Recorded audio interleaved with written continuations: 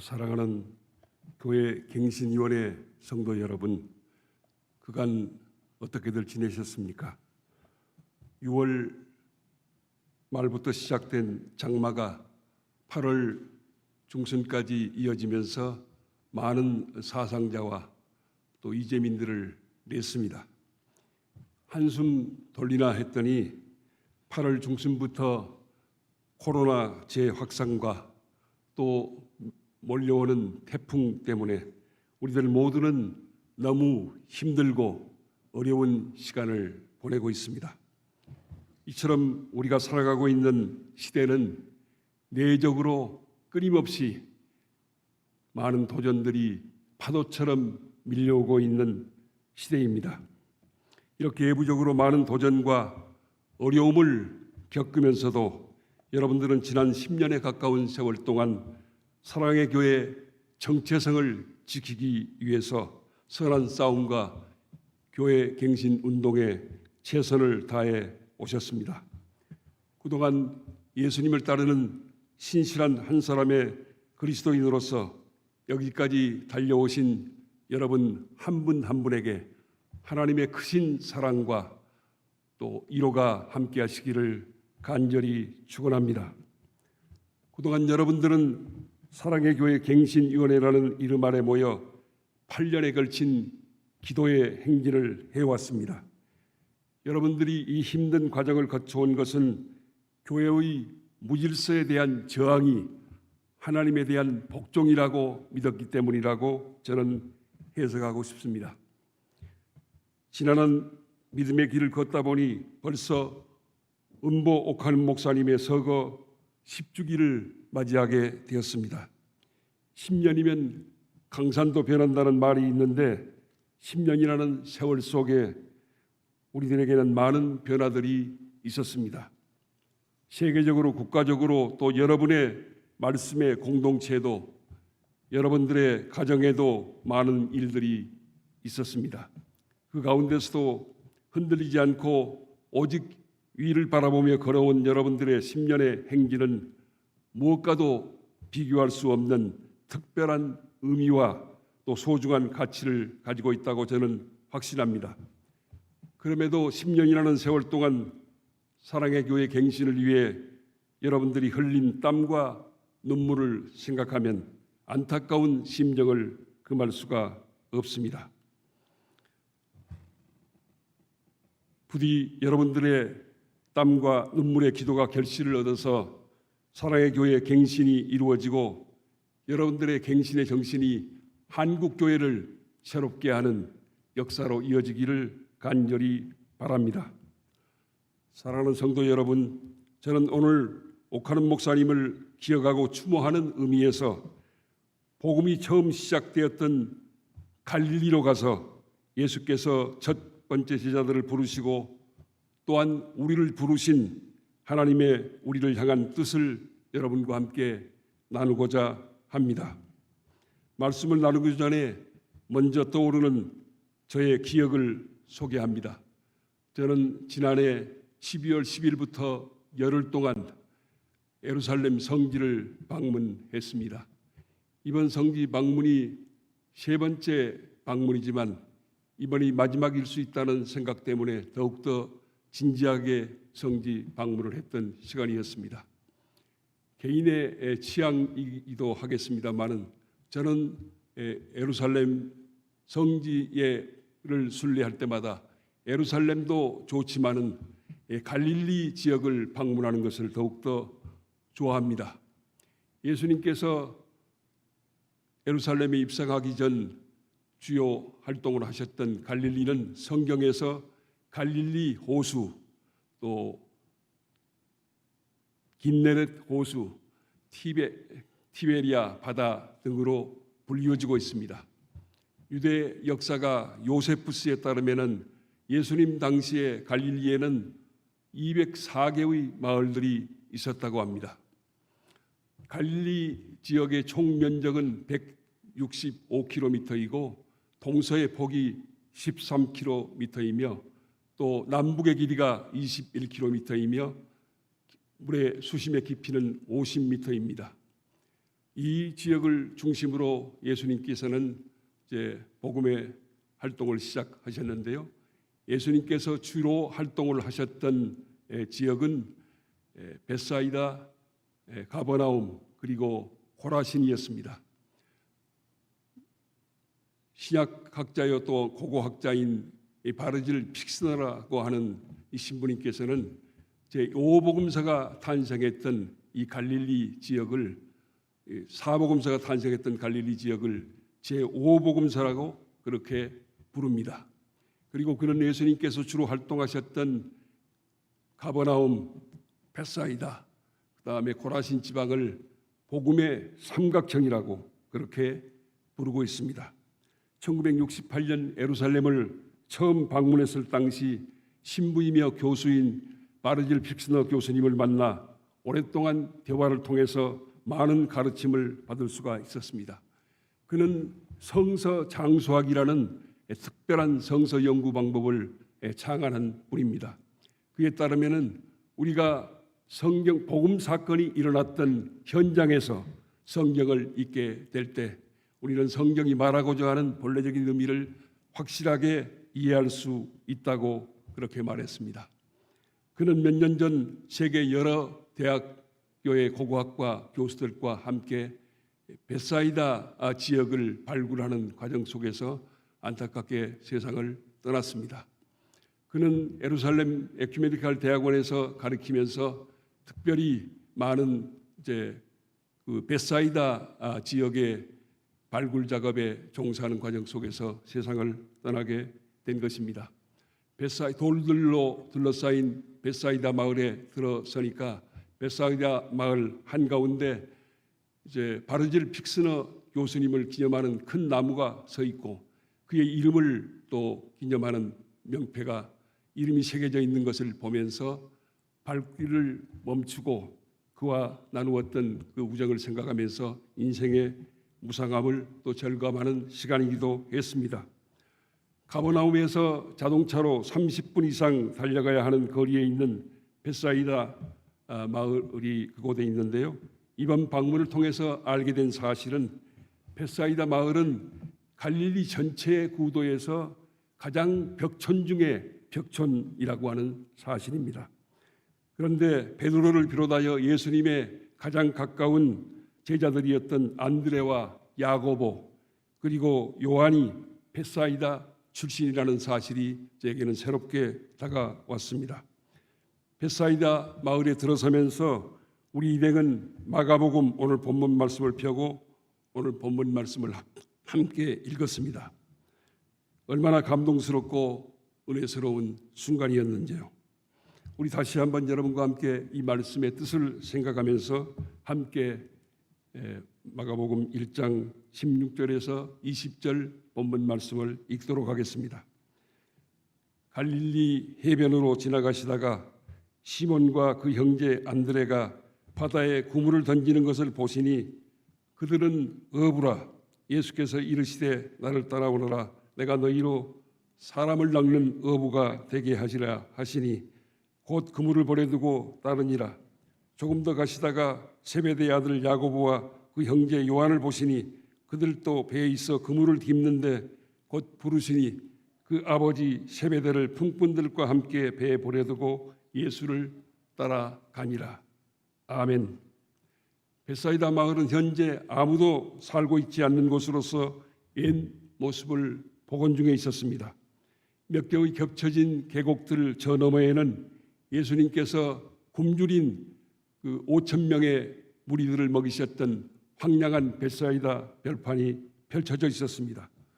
돌담들로 둘러싸인 마을에 돌로 지어진 초라한 집들을 보면서 당시의 어부들의 상황이 얼마나 열악했던가를 상상할 수가 있었습니다. 우리 예수님께서는 바로 이 벽촌 마을까지 찾아오셔서 그물을 깁고 있는 어부들을 그의 제자로 부르셨던 것입니다. 여러분, 2000년 전 갈릴리 벳사이다 해변에서 일어난 일을 우리 다 함께 한번 다시 상상해 보십시다. 예수님께서는 갈릴리 해변 벳사이다를 걸으시면서 그물을 던지고 있는 베드로와 안드레를 부르셨습니다. 나를 따라오너라 내가 너희로 사람을 낚는 어부가 되게 하시리라 말씀하셨을 때 그들은 곧 배와 그물을 버려두고 예수 그리스도를 따랐습니다. 조금 더 가시다가 야고보와 그 형제 요한이 그물을 깁는 것을 보시고 똑같은 말씀으로 나를 따라오라고 말씀했습니다. 야고보와 요한은 그의 아버지 세베대를 품꾼들과 함께 배에 버려두고 예수를 따랐다고 말합니다. 오늘 우리들이 그리스도인들이 된 것은 우리에게도 예수님의 부르심과 우리들의 따름이 있었기 때문입니다. 장소와 시간은 다르지만 예수님으로 인한 부르심과 부르심의 사건은 본질적으로 같은 것입니다. 그러므로 오늘 우리들은 다시 한번 이 말씀 앞에 우리 자신을 세우고 예수께서 우리를 부르신 그 부르심의 의미를 몇 가지로 함께 생각해 보았으면 합니다. 첫째로 어부들은 예수님의 부르심을 받고 배와 그물을 버려두고 예수님을 따랐습니다. 이 말은 여러분들이 너무 많이 듣고 읽어서 아는 내용이라 아마도 그 소리가 그 소리라고 생각하여 혹여 귀를 닫을 수도 있습니다. 그럼에도 저는 그 뻔한 내용을 다시 한번 반복합니다. 성경은 나를 따라오라는 말씀과 함께 주저함이 없이 부름받은 자의 순종이 뒤따랐다고 말씀합니다. 부름받은 어부들은 예수님을 향해 말로 하는 고백이 아니라 즉시 순종하는 행동으로 응답했습니다. 도대체 어떻게 예수님의 부르심에 대한 어부들의 즉각적인 순종의 응답이 가능할 수 있었을까요? 이 부름 이전에 어떤 전 단계가 있었을 것이다. 이렇게 성서학자들은 추측하기도 합니다. 이런 추측이 가능합니다. 그러나 본문 말씀은 바로 여기에 대해서 침묵합니다. 아무런 매개체 없는 말의 부르심과 행동하는 응답만이 있을 뿐입니다. 사랑하는 여러분, 이 부르심과 응답의 유일한 근거는 예수 그리스도입니다. 우리는 먼저 예수님의 절대적이고 직접적이며 또 조건 없는 권위가 이 만남에서 증거되고 있음을 알아야 합니다. 어떤 것도 전제되지 않는 부름받은 자의 순종이 뒤따르는 이런 현장에 주목해야 합니다. 예수께서는 그리스도이기 때문에 제자를 부르시고 그의 부르심에 순종하도록 요구할 수 있습니다. 예수께서는 교사와 모범자로서가 아니라 하나님의 아들 그리스도로서 나를 따르라고 부르시는 것입니다. 그를 따르면 무슨 유익이 있는지에 대해서 말하고 있지 않습니다. 나를 따르라, 내 뒤를 따르라는 내용이 전부입니다. 어떤 삶의 목적에 대한 특별한 계획이 있어서 그것을 위해 부른다는 목표 설정이나 이상이 제시되고 있는 것도 아닙니다. 그를 따르면 인간적으로 어떤 유익이 있다는 암시가 있는 것도 아닙니다. 그런데 무슨 일이 일어나고 있습니까? 부름받은 자들이 그들이 가진 모든 것을 버리고 그를 따릅니다. 그렇게 하는 것이 어떤 값진 일이라거나 어떤 명분을 위해서가 아니라 단순히 부름 때문에 그렇게 하는 것입니다. 버리지 않으면 그를 따라갈 수 없기 때문입니다. 부름을 받았으니 지금까지의 삶의 존재 방식을 버리고 앞으로 나아가는 것입니다. 옛 것들을 뒤로하고 전적으로 맡기는 삶을 향한 전진입니다. 상대적인 삶의 안정감에서 벗어나 불안정한 미래를 향해 나서는 모험입니다. 그러나 이 길은 한정된 가능성의 영역으로부터 무한한 가능성의 영역을 향해 나아가는 걸음입니다. 모든 인위적으로 계획된 영역으로부터 벗어나서 오직 예수 그리스도에게 붙들리는 삶을 향한 출발입니다. 여러분이 부르심을 받았을 그날의 상황을 한번 떠올려 보시기 바랍니다. 여러분은 예수님의 부르심을 받고 여러분에게 속한 가장 귀한 것을 뒤로하고 예수를 따르고 있습니까?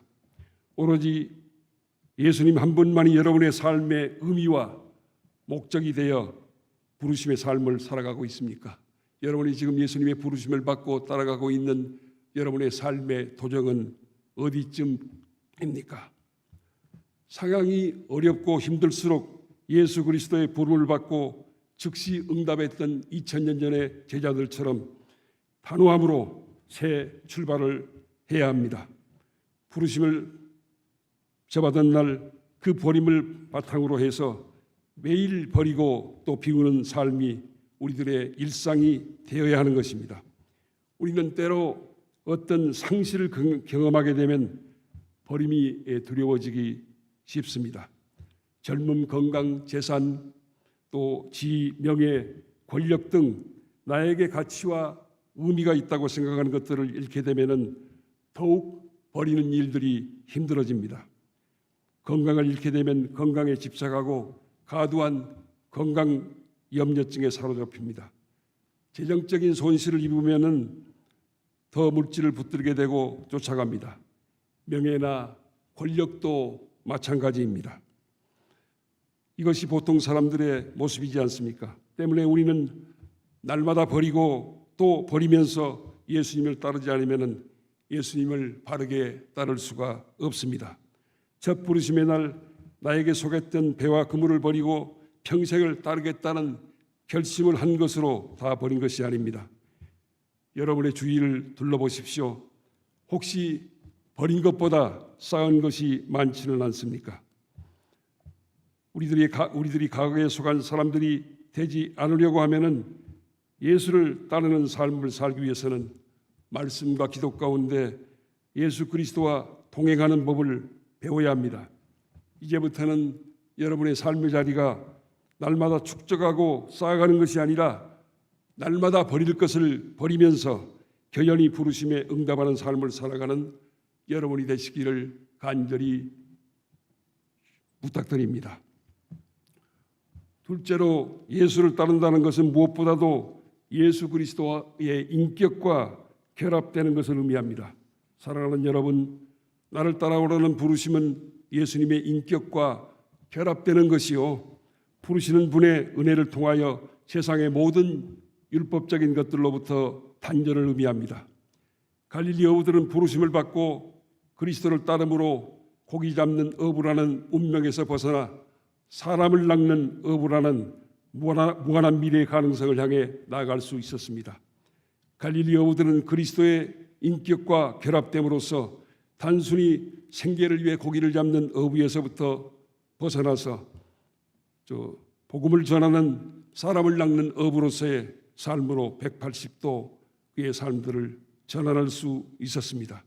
그렇게 함으로써 갈릴리 베사이다는 세계를 새롭게 하는 복음 운동의 출발점이 될 수 있었던 것입니다. 그리스도께서 부르시면 제자는 따릅니다. 이것은 은혜와 계명이 하나임을 말해줍니다. 살아계신 그리스도 없는 기독교는 필연적으로 따름 없는 기독교로 머물고 따름이 없는 기독교는 항상 예수 그리스도 없는 기독교입니다. 예수가 그리스도이기 때문에 그의 말은 교리가 아니라 새로운 실존의 창조입니다. 그날의 제자들은 배와 그물을 뒤로하고 예수를 따라갔습니다. 그렇게 함으로 그들은 고기를 잡는 어부 위에서 사람을 낚는 어부로 말씀드린 대로 180도 전환했습니다. 한 사람의 존재는 예수 그리스도의 인격이 자신 속에 내재화될 때, 그래서 그 내재화된 인격이 삶으로 재현되어 나타날 때 비로소 예수님의 제자로서의 삶을 산다고 말할 수 있을 것입니다. 그리스도께서는 자연인 그대로 또 죄인인 그대로 우리들을 부르셨습니다. 그분은 그런 우리를 변화시켜서 예수 그리스도를 따르는 사람일 뿐 아니라 나를 위해서 살아가던 우리를 남을 위해서 살아갈 수 있는 사람으로 변화시켰습니다. 바울 사도의 고백처럼 우리가 다 하나님의 아들을 믿는 일과 아는 일에 하나가 되어 온전한 사람을 이루어 그리스도의 장성한 분량이 충만한 데까지 이르기 위해서 최선을 다하는 예수 그리스도의 제자들이 될 수 있기를 바랍니다. 날마다 믿음의 주요 또 온전케 하시는 이인 예수를 바라보며 달려가는 믿음의 용사들이 되시기를 바랍니다. 그리하여 그리스도가 내 안에, 내가 그리스도 안에 있는 신비한 연합 가운데 그리스도께서 우리에게 맡겨주신 하나님 나라의 꿈을 이루어가는 진정한 제자들이 되기를 간절히 축원합니다. 셋째로 예수를 따르는 것은 무엇보다도 믿음을 배운다는 것을 뜻합니다. 첫 발을 내딛는 것과 함께 부름받은 자는 믿을 수 있는 상황으로 나아갑니다. 따르지 않으면 그 자리에 머물게 되어 믿음을 배울 수가 없습니다. 부름받은 자는 그가 처한 믿을 수 없는 상황으로부터 벗어나 믿을 수 있는 상황으로 나아가는 사람입니다. 이 발걸음은 예수 그리스도와의 동행하는 길입니다. 이 예수 따르미의 길에서 그는 예수 그리스도와의 연합을 통하여 의롭게 됩니다. 베드로를 비롯한 어부들이 배와 그물에 매여 있는 한 하나님을 만날 수 없습니다. 그들이 하나님을 만나고자 한다면 그들은 사람이 된 하나님의 아들을 따르고 그와 함께 가야 합니다. 무엇보다도 믿음을 배우기 위해서는 상황이 창조되어야 합니다. 베드로는 그의 무능력과 그가 따르는 주님의 전능함을 경험하기 위해서 배를 떠나서 출렁이는 바다로 뛰어내려야 했습니다. 만약 그가 뛰어내리지 않았더라면 믿음을 배우지 못했을 것입니다. 믿음의 길은 부르심에 순종하는 것입니다. 발걸음을 내디뎌야 합니다. 그렇지 않으면 예수님의 부르심은 공허해지고 말 것입니다. 예수님의 부르심에 발걸음을 내딛지 않는 마음만으로의 따름은 각오에 사로잡히는 삶입니다. 예수 그리스도의 부름은 믿음의 상황을 창조합니다. 따르라는 부름은 인간으로부터 오는 제안이 아닙니다. 우리를 구원하기 위해 이 땅에 오신 예수 그리스도의 나를 따르라는 부르심을 듣고 예수를 따르게 될 때 믿음의 상황이 주어집니다. 이러한 상황을 두 가지 문장으로 요약할 수가 있습니다. 오직 순종하는 자는 믿는 자이고 오직 믿는 자는 순종하는 자이다. 예수 그리스도의 부르심을 받고 순종하는 자는 믿는 자가 되고 참으로 믿는 자는 순종하는 자가 될 것입니다. 그러나 믿음을 배우고 순종하는 길은 결코 쉬운 길이 아님을 우리는 부름받은 제자들이 예수를 따르는 과정에서 보여주었던 비틀거림을 통해서 잘 이해할 수가 있습니다. 사랑하는 여러분, 온전한 제자로 거듭나기까지 제자들은 얼마나 거듭되는 넘어짐과 또 배반과 절망 그리고 훈련의 과정을 거쳐야 했습니까? 왜냐하면 예수 그리스도를 따르는 길은 종국적으로 십자가의 길로 따르미들을 인도하기 때문입니다. 그래서 예수께서는 그를 따르는 제자들에게 누구든지 나를 따라오려거든 자기를 부인하고 자기 십자가를 지고 나를 따를 것이니라고 말씀하셨습니다. 갈릴리에서 부름받은 제자들은 예수님과 함께 예루살렘까지 동행했습니다. 그러나 그들은 예수께서 십자가를 지고 골고다의 언덕에 오르는 길에까지 동행하지는 못했습니다. 그들은 예루살렘을 떠나 다시 갈릴리 어부의 자리로 돌아갔습니다. 그러나 십자가의 죽음을 이기시고 부활하신 예수께서는 갈릴리로 찾아가 그들을 다시 부르심으로 제자들은 진정한 예수님의 따르미들로 거듭나 각자의 십자가를 지고 예수를 따르는 제자들이 되었습니다.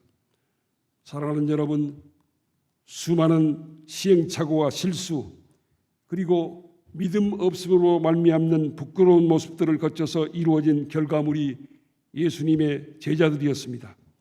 때문에 우리 또한 믿음을 배우는 여정을 걸으면서 제자들과 같은 경험과 어려움을 감당하며 주님을 따라야 하는 것입니다. 여러분은 이 사실을 기억하시고 지금 어떤 자리와 형편에서 예수님을 따르든지 간에 부단히 믿음을 배우는 일에 진력하시기를 바랍니다. 믿음이란 우리를 부르시는 사랑하는 하나님의 음성을 듣고 그의 말을 전적으로 신뢰하는 가운데 이제부터 살아가는 내 삶을 내 생각과 내 뜻을 이루는 것이 아니라 나를 부르시고 나에게 꿈을 주신 그분의 일을 완성하기 위하여 미래 가운데 모험적으로 던지는 삶의 자세가 아니고 무엇이겠습니까? 갈릴리 어부들은 그들을 부르신 예수 그리스도를 전적으로 신뢰하고 따르는 가운데 그들의 꿈과 야망을 내려놓고 예수 그리스도의 꿈과 비전을 이루기 위하여 생명까지도 두려워하지 않는 믿음의 사람들로 살아갔습니다. 우리들도 우리를 제자로 부르신 예수 그리스도를 전적으로 신뢰하고 믿는 가운데 우리들의 이 세상에 속한 허망한 꿈을 내려놓고 예수 그리스도의 꿈과 비전을 이루기 위하여 믿음과 순종의 길을 가는 참 그리스도인들이 되기를 간절히 축원합니다.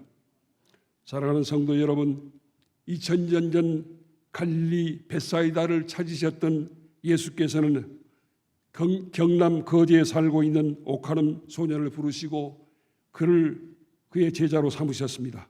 오카름 소년은 그물과 배를 버려두고 예수를 따르는 진정한 예수 그리스도의 사람으로 거듭났습니다. 그가 섬기는 이곳 사랑의 교회 현장은 제5복음서의 현장이었습니다. 그는 강남 사랑의 교회 제5복음서의 현장에서 제자 훈련이라는 목회 철학을 중심으로 평신도를 예수님의 제자로 깨우는 일에 생명을 걸었습니다. 그의 제자 훈련의 철학은 우리가 다 알고 있는 바와 같이 내 백성이 다 의롭게 되어 영원히 땅을 차지하리니 그들은 내가 심은 가지요 내가 손으로 만든 것으로서 나의 영광을 나타낼 것인즉 그 작은 자가 천을 이루겠고 그 약한 자가 강국을 이룰 것이라는 것이었습니다. 그는 이 말씀에 비달해서 예수 광인의 열정으로 한 영혼 한 영혼을 예수 그리스도의 진정한 제자로 세우는 일에 생명을 걸었습니다. 그 길은 고난과 십자가의 길이었습니다. 그러나 그는 믿음으로 순종했고 순종으로 믿음을 지켰습니다. 이 믿음과 순종의 길에서 그는 예수 그리스도의 인격과 결합되어 예수 광인이 되었고 많은 영혼들을 예수 그리스도의 제자의 길로 인도했습니다. 그가 하나님의 부르심을 받은 지 어연 10년 다시 한번 그를 기억하는 자리에서 우리들 한 사람 한 사람을 제자로 부르신 예수 그리스도의 은혜를 새롭게 붙드는 저와 여러분이 되시기를 바랍니다. 옥하늘 소년을 부르신 하나님께서는 오늘의 저와 여러분을 제자로 삼으셨습니다. 그리고 이 시간도 나를 따르라고 부르시고 계십니다. 우리들이 섬기는 교회가 복음의 본질을 회복하는 교회가 되는 첫걸음은 갱신 공동체에 속한 여러분 한 사람 한 사람이 예수 그리스도의 진정한 따르미들로 거듭나는 것입니다. 예수 그리스도의 진정한 제자가 되는 것입니다. 그렇게 될 때 제5복음서의 현장 강남 사랑의 교회 공동체는 복음의 심장을 지닌 교회로 새롭게 세워져 갈 것이라고 믿습니다. 그리고 여러분들은 코로나의 위협 가운데서도 더욱 힘차게 예수 그리스도를 따라가는 복음의 심장을 지닌 참 예수 그리스도의 제자들이 될 것입니다. 여러분을 부르신 주님의 부르심의 뜻을 따라 날마다 십자가를 지고 예수 그리스도를 따르는 여러분이 되시기를 바랍니다. 이 따름의 길은 고난과 십자가의 길이지만 영원한 생명에 몰려가니 우리를 기다리고 있는 길입니다. 우리 모두 우리를 부르신 예수님의 부르심을 따라 끝까지 주님을 따르는 진정한 예수 그리스도의 제자들이 되시기를 간절히 축원합니다. 거룩하시고 자비로우신 하나님 아버지, 사랑의 교회를 세우시고 우리에게 참 제자의 길이 무엇인지를 몸으로 가르치셨던 은보 옥하름 목사님이 우리 곁을 떠난 지 10년이 되었습니다. 이 뜻깊은 시간을 맞이하여 예수께서 첫 번째 제자들을 부르셨던 자리로 돌아가 우리를 제자로 부르신 하나님의 뜻을 생각하게 하시니 감사합니다. 코로나19를 비롯하여 파도처럼 밀려오는 삶의 도전들이 문명의 전환을 요구하고 있는 이때 우리를 제자로 부르신 예수 그리스도의 뜻을 따라 복음의 심장을 가진 그리스도인들로 다시 일어서게 하옵소서. 그리하여 우리를 제자로 부르신 하나님의 뜻을 따라 교회 갱신 공동체를 복음의 심장을 지닌 교회로 회복하여 한국 교회를 개혁하고 이 세상을 하나님 나라로 바꾸어가는 일에 귀하게 쓰임 받게 하옵소서. 예수 그리스도의 이름으로 기도하옵나이다. 아멘.